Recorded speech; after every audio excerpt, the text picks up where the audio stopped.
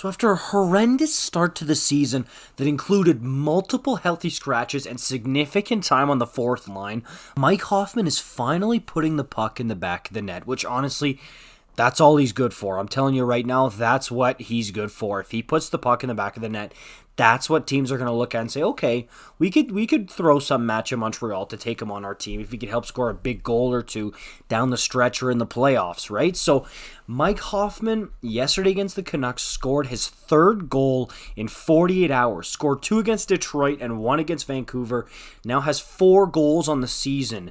And he's upping his trade value finally. And they were really nice snipes as well. Pretty much all the goals he scored. So to me, anytime Hoffman scores, all I'm thinking is, yes, this is money in the bank for the Montreal Canadiens, raising his trade value.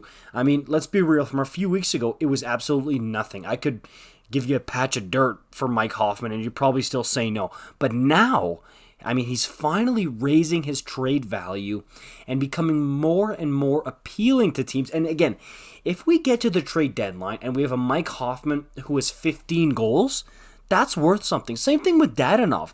Like, Dadonov last night looked good against Vancouver. He was creating, he was cooking, and he looked pretty good. And if these guys keep playing like this, man, is that going to be awesome for the Habs to actually deal these guys and get something for them at the trade deadline more than just Pokemon trading cards. Like, that would be awesome if this could happen for them. And Mike Hoffman here, I mean, hey, I should make a calendar like counting down for the goals, because to me, if his goal total is above 10 at the trade deadline, I think he'll have some kind of value. It won't be much, okay? 5th round pick, 4th round pick, that's what we'll be talking about. But as soon as he creeps into 15 or more by the trade deadline, then you're talking about some more serious value. I know he's got a little bit of term on his contract, but still, a guy who can put the puck in the net on a team like Montreal, who, look, they're not the Colorado Avalanche.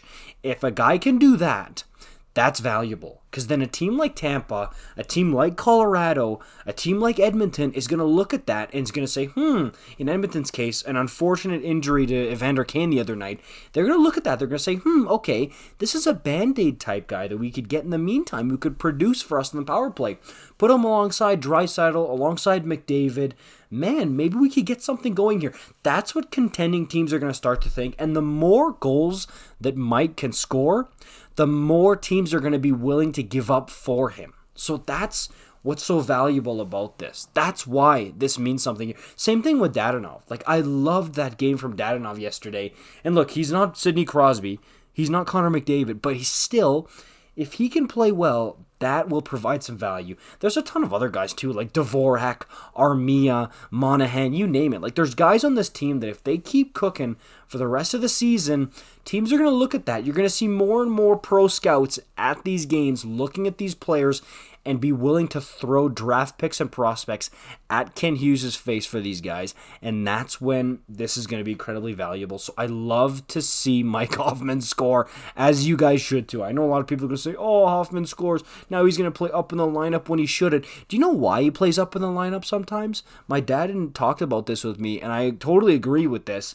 It's so that they can showcase him. They can audition him to other teams. They can say, hey, if Ken Holland is here, if Joe Sakic is here watching, trying to see what this guy can do, let's give him some ice time so that we can shop him and sell him, right? It's like when you're trying to sell something in a store, you're going to put it at the back where nobody can see it if you're trying to sell it?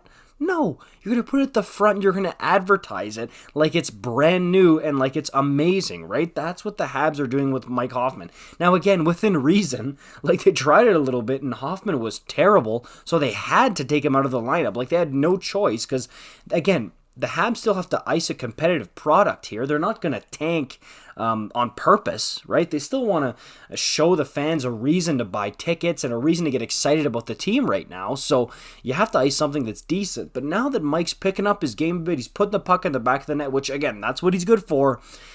Hey, it's going to start to be really kumbaya as far as trade value, and I would love it. Dude, that would be like the perfect send-off from Hoffman to Montreal if he can pot 15 goals and the trade deadline get shipped off for a second-round pick to a contender. That would be incredible on the part of the Montreal Canadiens. I would love to see that so much. And then, again, second round picks, man, I'm telling you, they can turn into really good players. I look at the Calgary Flames in the past few recent years, there's been some really good second round picks. So trust me, especially the scouting right now seems to be hitting pretty well with the Montreal Canadiens. Picks like Owen Beck, like Philip Machar. Okay, those are types of guys. Oh, like Lane Hudson as well. Like there's a lot of really good guys you can get in the later rounds, and I want to see it some more. So, hey, Mike Hoffman, keep scoring. All right? Like, comment, subscribe. I'll see you in the next one. Peace out.